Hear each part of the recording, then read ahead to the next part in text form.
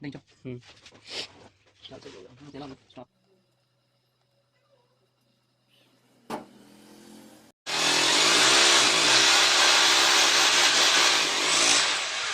बंद है।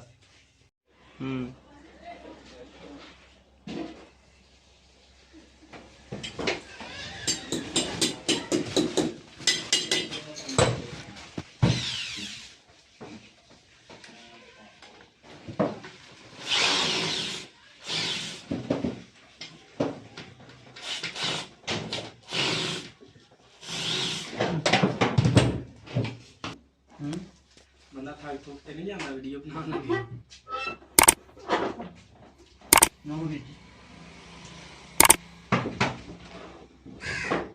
फट चट 10 बजे भी नहीं आती लेकिन सार वीडियो ना बनाई है ये कि तो बोली ना क्वालिटी का पता लग गई नहीं हो कोई ना वो क्या भी वो है।